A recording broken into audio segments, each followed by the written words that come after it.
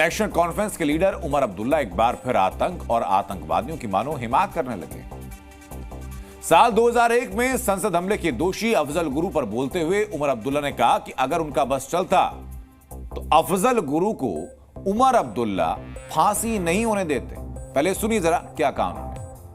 See, my unfortunate thing was that the J&K government had nothing to do with Afzal Guru's execution.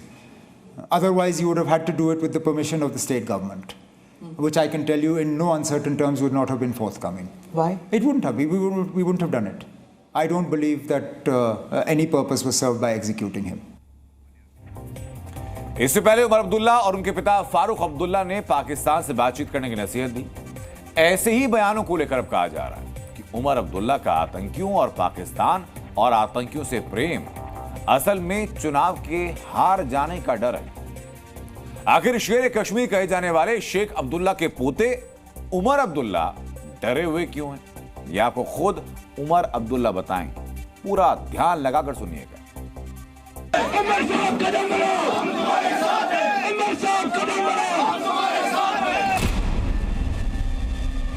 आपके मुतालबे दिल्ली के साथ जिन लोगों ने सौदा किया हुआ है वो हल नहीं करेंगे।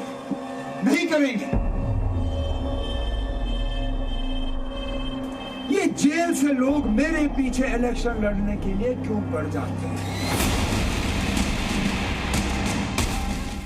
चुनाव जीतने की तैयारी उमर अब्दुल्ला हार की बातों से कर रहे हैं। ऐसा क्यों? इस सवाल का जवाब एक चेहरा है, सरजान बरकाती। सरजान बरकाती ने गांदरबल सीट से नामांकन भरा तो उमर अब्दुल्ला को चैलेंज कर दिया। यह पहली बार जब सरजान बरकाती किसी चुनाव में उतर रहा है, तो फिर फर्स्ट टाइम कैंडिडेट से उमर अब्दुल्ला डरे क्यों हैं? इसकी वजह दो है। पहली सरजान बरकाती की छवि और दूसरा है पिछला लोकसभा चुनाव। लोकसभा चुनाव में उमर अब्दुल्ला बारामूला सीट से उतरे। उनके सामने था इंजीनियर रशीद।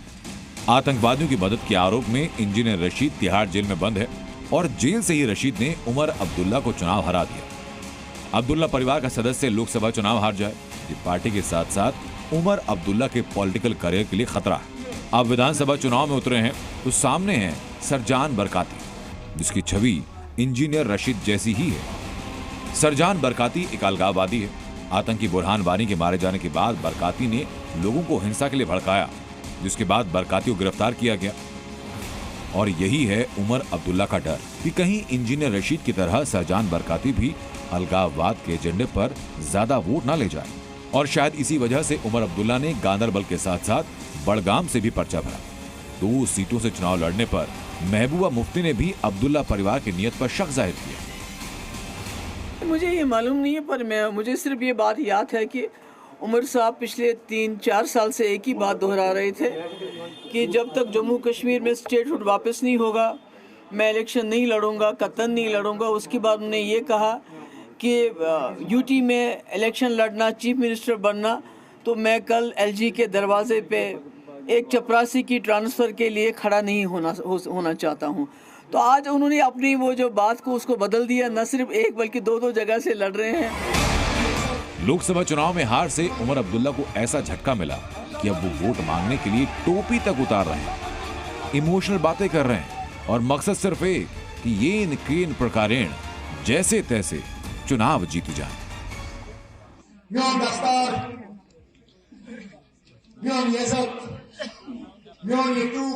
ब्यूरो रिपोर्ट, जी मीडिया।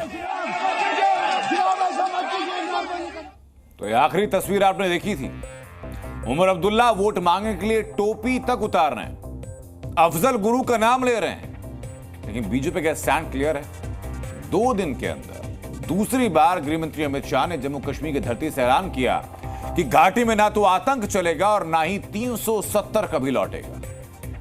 370 हटने से 70 साल के बाद जम्मू कश्मीर की माताओं बहनों को अधिकार मिला है। ये कांग्रेस पार्टी, ये नेशनल कॉन्फ्रेंस ये अधिकार छीनना चाहती है। आप छीनने दोगे क्या? अरे आप तो जरा जोर से बोलो, छीनने देंगे क्या? जी